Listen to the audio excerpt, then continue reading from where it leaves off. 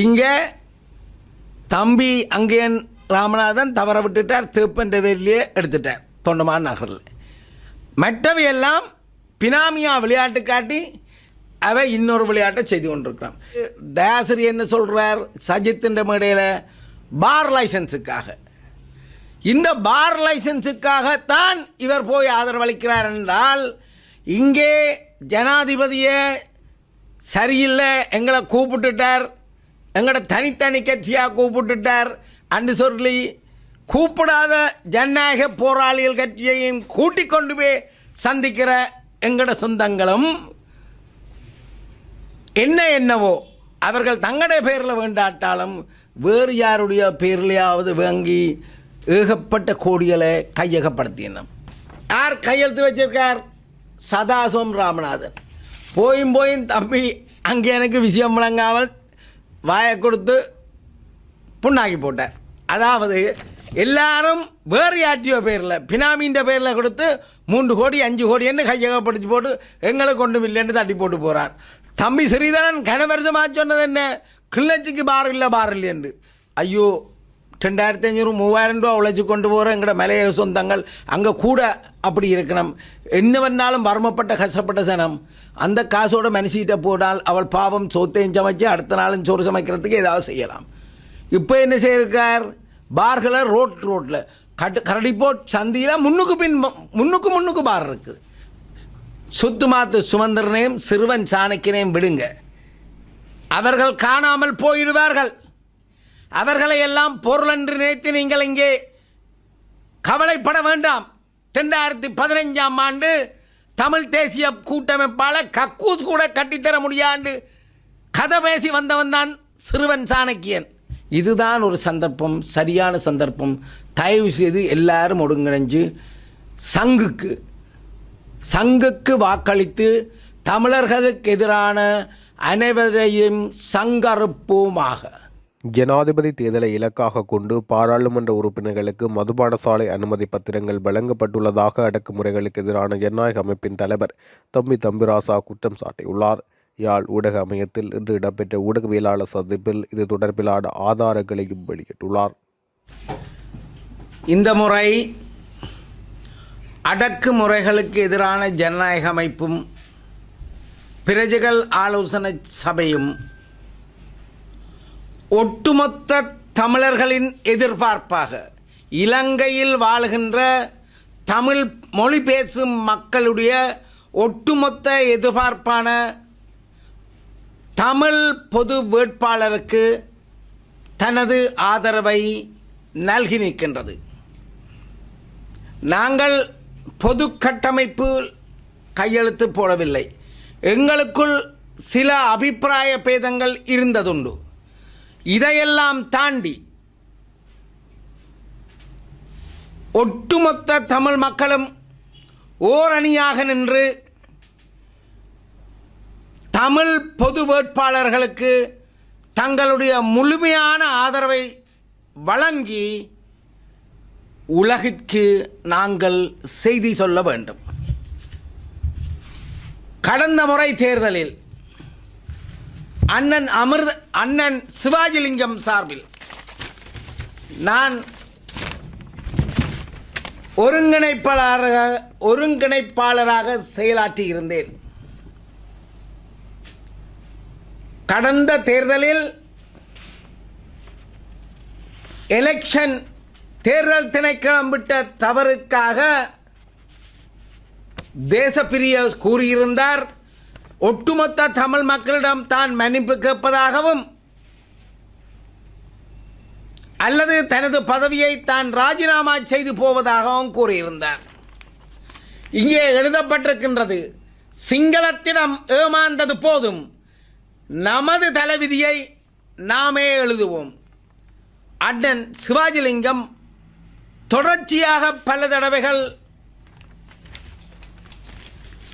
பொது வேட்பாளராக தமிழ் பொது வேட்பாளராக தலைமை தாங்கி ஜனாதிபதி தேர்தலில் களம் கண்டிருந்தவர். இன்றைக்கும் நண்பர் அரியநேந்திரனின் வேட்பாளராக நின்று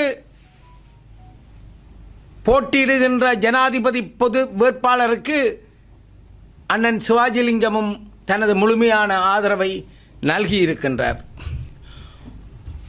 தமிழ் மொழி பேசுகின்ற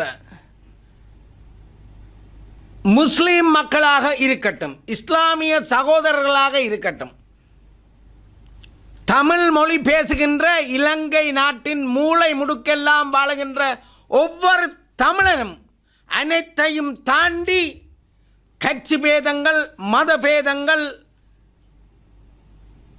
பிரதேசவாதங்கள் அனைத்தையும் தாண்டி நாங்கள் இந்த தமிழ் பொது வேட்பாளருக்கு வாக்களித்து தமிழரின் உள்ள கிடக்கையை, வேதனையை தொடர்ச்சியாக 7 தசாப்தங்களாக சிங்கள தேசத்திடம் ஏமாந்து நிற்கின்ற அரசியல் வறுமையை வெளிக்கொணர வேண்டும். இதுக்காகத்தான் இந்த தமிழ் பொது வேட்பாளர் இன்றைக்கு களத்தில் நிற்கின்றார். இங்கே தமிழ் பொது வேட்பாளர் என்று சொல்லி வருகின்ற அனைவரும் சில வேளை சரியானவர்களாக கொஞ்சம் பேர் இருக்காமல் இருக்கலாம். ஆனால் அவர்களை எல்லாம் புறம் தள்ளுங்கள். அவர்கள் தங்களுடைய அஜெண்டாவுக்காக அடுத்த பொது தேர்தலை கண்ணில் வைத்துக்கொண்டு இங்கே களமாட வந்திருக்கலாம். அதை பற்றியெல்லாம் மறந்து விடுங்கள்.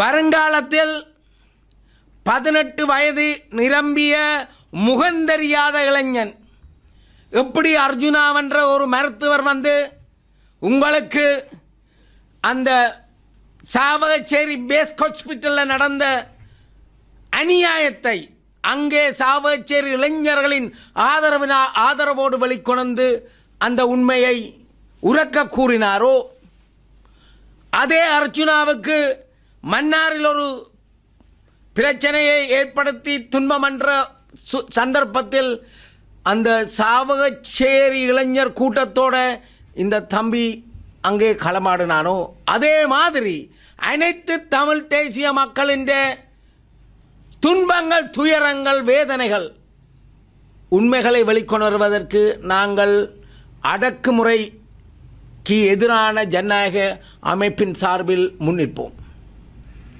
பொது வேட்பாளருக்கு ஆதரவளிக்கின்ற எல்லாரும் ஆதரவளிக்கணும் என்று சொல்லி இன்னும்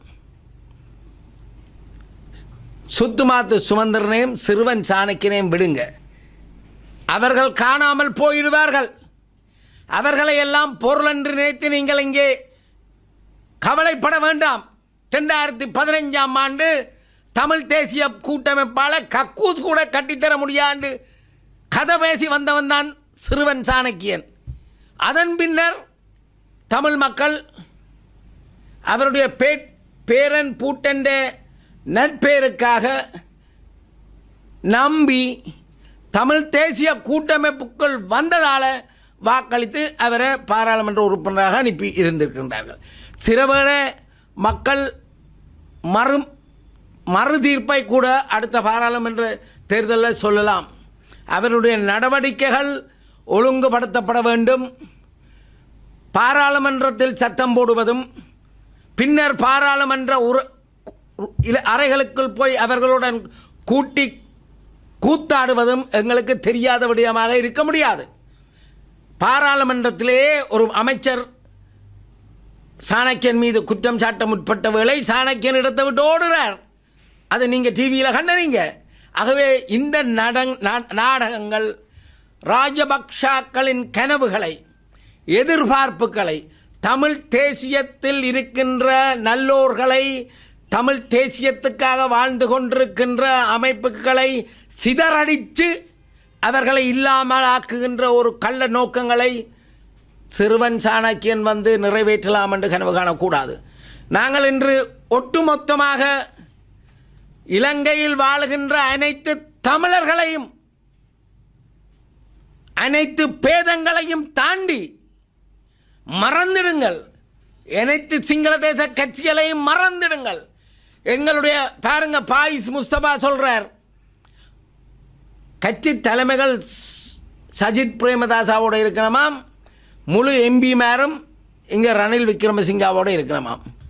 இதில் நீங்கள் புரிஞ்சு கொள்ளணும்.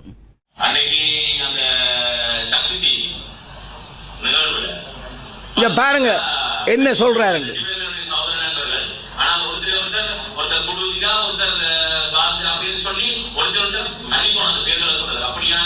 ஒரு அநாகரிகமான ஒரு அரசியல் சிறு பூசுகின்ற நிகழ்வாக நான் பார்க்கிறேன்.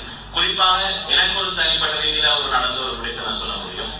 என்னுடைய கட்சி செயலாளர், அதாவது சிலருக்கு சுதந்திர கட்சியுடைய செயலாளர், இன்றைக்கு தனிப்பட்ட ரீதியில என்னுடைய மக்களுக்காக நான் ஒரு தீர்மானத்தை தேர்தலுக்காக எடுத்து விட்டேன் என்ற அடிப்படையில் அவர் ஒரு மேடை, ஒரு அரசியல் மேடையில், அதாவது எதிர்கால ஜனாதிபதியாக ஜனாதிபதி வேட்பாளர் என்ற மேடையில அவருடைய நோக்கம் என்ன நான் ஸ்ரீலங்கா சுதந்திர கட்சியிலேயே தம்பி உங்களுக்கு தெரியுமோ இல்லையோ கை சின்னத்துல போட்டிட்டு வேண்ட ஒரே உறுப்பினர் மாவட்டத்தில் அதிகமான அது யார் மாவட்டத்தில் இருக்கும் இலங்கையிலேயே கையில போட்டிட்டு வேண்ட ஒரே உறுப்பினர்.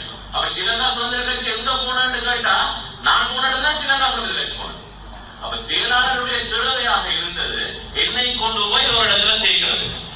அப்ப சேராத பட்சத்துல என்னன்னு சொல்லலாம்? அப்ப சொல்லேங்க ஆதாரத்தோட சொன்னா அதுக்கான கதையை சொல்லணும்.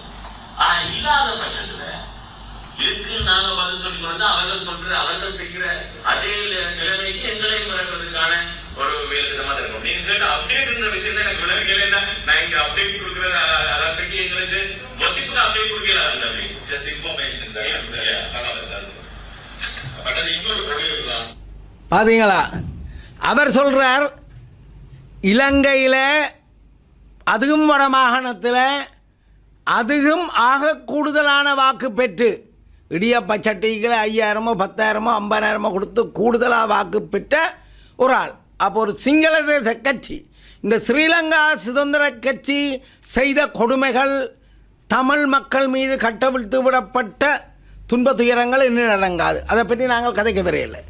ஆனால் இந்த ஸ்ரீலங்கா சுதந்திர கட்சி அதுவும் யாழ் மாவட்டத்தில் தான் வென்றதென்று வீராப்பு பேசுகிறார்.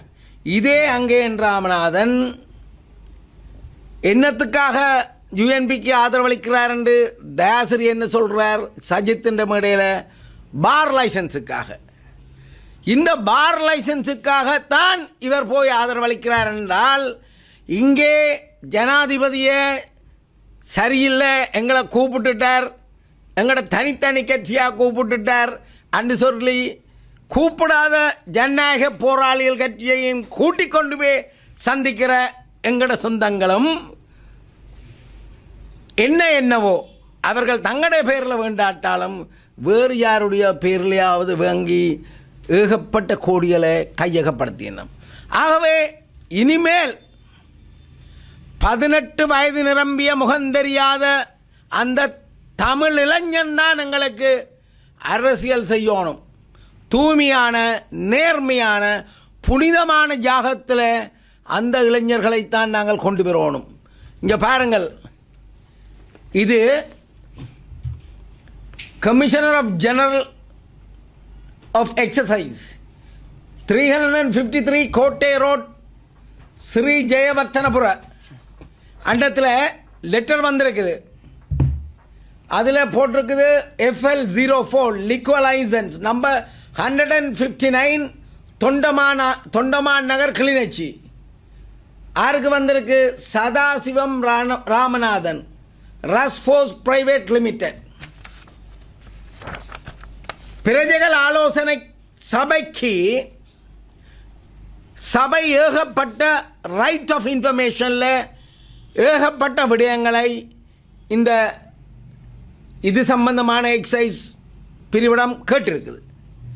இந்த யார் கையெழுத்து வச்சிருக்கார்? சதாசிவம் ராமநாதன். போயும் தம்பி அங்கே எனக்கு விஷயம் வழங்காமல் வாயை கொடுத்து புண்ணாக்கி போட்டார். அதாவது எல்லாரும் வேறு யாற்றியோ பேரில் பினாமின்ற பேரில் கொடுத்து 3 கோடி 5 கோடி என்று கையகப்படுத்தி போட்டு எங்களுக்கு ஒன்றும் இல்லைன்னு தட்டி போட்டு போகிறார். தம்பி ஸ்ரீதரன் கனவரிசமாக சொன்னது என்ன? கிளிநொச்சிக்கு பார் இல்லை என்று. ஐயோ, 2500 3000 ரூபா உழைச்சி கொண்டு போகிற எங்களோட மலைய சொந்தங்கள் அங்கே கூட அப்படி இருக்கணும். என்ன வேணாலும் வறுமப்பட்ட கஷ்டப்பட்ட சனம் அந்த காசோட மனுஷிட்ட போனால் அவள் பாவம் சோத்தையும் சமைச்சு அடுத்த நாளும் சோறு சமைக்கிறதுக்கு ஏதாவது செய்யலாம். இப்போ என்ன செய்யிருக்கார், பார்களை ரோட்டில் கரடிப்போட் சந்தியில் முன்னுக்கு பார் இருக்குது. அப்போ என்ன செய்வான், 2500 முடிச்சு போட்டு மனுஷிக்கு போட்டு அடி என்று அடித்து அங்கே பிள்ளைகளுக்கும் சாப்பாடு இல்லை, வாழ்க்கையே சோகமயம். இங்கே தம்பி அங்கேயன் ராமநாதன் தவற விட்டுட்டார், தேப்பன்ற வேர்லேயே எடுத்துட்டார் தொண்டமான் நகரில். மற்றவையெல்லாம் பினாமியா விளையாட்டு காட்டி அவை இன்னொரு விளையாட்டை செய்து கொண்டிருக்கிறான். இதுக்கெல்லாம் முடிவு வேணுமெண்டா என்ன செய்யணும், முகம் தெரியாத இளைஞர்களை எப்படி நீங்கள் 18 வயசு இளைஞர்களை நீங்கள் சொல்லி அவ போய் உங்களுக்கு ஆயுதம் தூக்கி போராடினவை இல்லையே, அதே மாதிரி இளைஞர்கள் முன்வர வேணும், அவர்கள் அரசியல் செய்ய வேணும். அங்கே தான் நாங்கள் நேர்மையை காணலாம், அங்கே தான் நாங்கள் புனிதத்தை காணலாம், அப்போ தான் எங்களுக்கு விடுதலை கிடைக்கும். 2009ஆம் ஆண்டு பிற்பாடு 2024 வரைக்கும் நாங்கள் என்னவாக இருக்கிறோம், வாழ்வெட்டுக்கள், போதவஸ்துக்கு அடிமையான இளைஞர்கள், இப்படிப்பட்ட துன்ப துயரங்களோடு நாங்கள் இருக்கிறோம். ஆனால் ஜேவிபியில் பாராளுமன்ற உறுப்பினராக இருந்த ராமலிங்கம் சந்திரசேகரன் யாழ்ப்பாணத்துக்கு வந்து ஒரு ரூமை வாடகைக்கு எடுத்து கொழும்புலே இருந்து யாழ்ப்பாணத்துக்கு பயிற்சி மருத்துவராக வந்த ஒரு பிள்ளையை, அரசியல் விரும்பாத பிள்ளையை ஒன்றுக்கு 10 தடவை பல தடவை ராய் பண்ணி அவ அரசியலுக்களை இழுத்து இன்றைக்கு வடகிழக்கு மாகாணத்துக்கு ஏகேடிக்கு வேலை செய்யக்கூடிய நியோ லீட் பண்ணுற நியோ ப்ரொஜெக்ட் குரூப் என்று சொல்லி உருவாக்கி ஒரு பொம்பளை பிள்ளையை அரசியல்வாதியாக்கி இருக்கிறார். நாங்கள் என்ன செய்திருக்கிறோம், எங்களோட சொந்தங்களை எங்களோட இளைஞர்களை போதவசுக்கு பலி கொடுத்துட்டோம், வாழ்வெட்டு அப்படி என்ற வன்முறைக்கு பலி கொடுத்துட்டோம், நாங்கள் இழந்து போனோம். அப்போ விடுதலை புலிகள் விட்டுட்டு போன இடத்துல செய்ய வேண்டிய கடமைகளை நாங்கள் மறந்து போனோம். அதுக்கெல்லாம் காரணமார் இந்த கிழட்டு அரசியல்வாதிகள் எங்களை ஏமாற்றி எங்களோட மக்களை வேறு திசைக்கு அனுப்பி தங்களோட சுயநல தேவைகளுக்காக பாவிச்சிட்டு இன்றைக்கு எங்களை அநாதைகளாக விட்டு தாங்கள் வாழ்ந்து கொண்டிருக்கின்றார்கள். முதலமைச்சர் விக்னேஸ்வரன் ஐயா வந்த அப்புறம்ட்டு முதலமைச்சர் காரியாலயத்தில் ஒவ்வொரு புதன்கிழமையும் சந்திப்பு நடக்கும். எந்த எம்பியாவது வடகிழக்கு மாகாணங்களில் ஒரு புதன்கிழமையோ திங்கக்கிழமையோ மக்களை சந்திக்கிறாருன்னு சொல்லுங்க பார்ப்போம். இல்லை, மீட்டிங்கு போனோம், மாலை போட, கிரிக்கெட் விளையாட, இதுகளை கண்டு போய் தங்களுக்கு அரசியல் செய்து போட்டு வருகணுமே தவிர மக்கள் குறை தீர்க்கிறதுக்கு அங்கே ஒரு நாளும் இல்லை, ஒரு நிமிஷமும் இல்லை. அவர் தங்களுக்காக வாழ்ந்து கொண்டிருக்கணும். இவ்வளவு பேரும் துரத்தி கலைக்கப்பட வேணும். இங்கே அரசியல் கட்சிகள் சப்போர்ட் பண்ணுங்கணும், அரசியல் நபர்கள் சப்போர்ட் பண்ணுங்கணும், எல்லாரும் உள்ளுக்கு நிற்கணும், அது பிரச்சனை கிடையாது. இது ஒட்டுமொத்த தமிழ் மக்களின் எதிர்பார்ப்பு, அவர்களின் ஆதங்கம், அதுதான் பொது வேட்பாளர். அங்கே ஒன்றிணையுங்கள். ஆனால் அடுத்த நிமிடமே பாருங்கள், நீங்கள் உங்களால் இந்த பொது வேட்பாளருக்கு எவராயிருந்தாலும் சர்வதேசம் எங்கு இருந்தாலும் 076 185 72 37 இந்த நம்பர் ஒன்றோடு தான் நீங்கள் ஏதாவது நன்கொடை வழங்குவதாக இருந்தாலும் எதுவாக இருந்தாலும் நீங்கள் இந்த நம்பர், ஒரு நம்பருக்கு தான் நீங்கள் தொடர்பு கொள்ளணும். வேறு எந்த நம்பருக்கும் தொடர்பு கொள்ளவும் வேண்டாம். இது கிழக்கு மாகாணம், மட்டக்களப்பு, திருகோணமலை, யாழ்ப்பாணம், கிளிநொச்சி என்று பிரிவில்லை. ஒட்டுமொத்தத்துக்கும் ஒரு பொது நம்பர் தான் இருக்குது. இந்த நம்பரில் தொடர்பு கொள்ளுங்கள். அவர்களே உடன் தொடர்பு கொண்டு எப்படி உதவி வழங்குவது என்பதை ஆலோசனை செய்து அவர்களுக்கு உதவி வழங்குங்கள். தனித்தனி நம்பரில் சில பல மனுஷின் நம்பரை மனுப்பி போட்டு அக்கௌண்ட்டுக்கு போட சொல்லுவாங்க. போட்டுறாதீங்க. அமைப்பு பொறுப்பாளர் என்று ஒருத்தரை விட்டால் அவர் பொறுப்பாளராக இருந்து கொள்ளட்டும். நீங்கள் ஒவ்வொரு தமிழரும், ஒவ்வொரு தமிழ் அமைப்புகளும் நீங்கள் இந்த அமைப்பில், பொது கட்டமைப்பில் கையெழுத்திடாமல் இருந்திருந்தால் பரவாயில்லை. ஆனால் நீங்கள் அமைப்புகளாக இயங்கி உங்களுடைய ஒவ்வொரு பொது அமைப்பாக இருந்தால், பொது அமைப்பட்டும் உங்கள்கிட்ட ஃபைனான்ஸ் இருக்குன்னு தானே, நீங்கள் அதை உருவகப்படுத்தி நீங்கள் ஒரு கூட்டங்களை கூடி நீங்களாக அரியநேந்திரன் வரணும், அங்கே தம்பி அண்ணா வரணும், அங்கே நிலாந்தன் அப்படி ஒன்றும் கேள்வியே இல்லை. நீங்கள் கூட்டமாக கிராம அபிவிருத்தி சபைகள், சன சமூக நிலையங்கள், விளையாட்டுக் கழகங்கள் எல்லாரும் சேர்ந்து எல்லாரும் உங்களுக்குள்ள ஒருங்கிணைந்து பொது வேட்பாளருக்கு வாக்கு பண்ணி அவருக்கு வாக்கு பண்ணுவதன் ஊடாக எங்கட கவலைகளை, எங்கட துயரங்களை, எங்கட ஒற்றுமையை சர்வதேசத்துக்கு வெளிக்கொணர, எங்கட எதிர்பார்ப்பை, எங்கட தாகத்தை நிறைவு செய்ய இதுதான் ஒரு சந்தர்ப்பம், சரியான சந்தர்ப்பம். தயவு செய்து எல்லாரும் ஒருங்கிணைஞ்சு சங்குக்கு வாக்களித்து தமிழர்களுக்கு எதிரான அனைவரையும் சங்கறுப்போமாக. இது போன்று பல செய்திகளை தெரிந்து கொள்ள நமது வைப்ஸ் டிவி யூடியூப் தளத்தை சப்ஸ்கிரைப் செய்து அருகிலுள்ள பெல் பட்டனை கிளிக் செய்யுங்கள். மேலும் பல செய்திகளை அறிந்து கொள்ள www.vaibznews.com, vibesnews.com என்ற இணையதளத்தை பார்வையிடுங்கள்.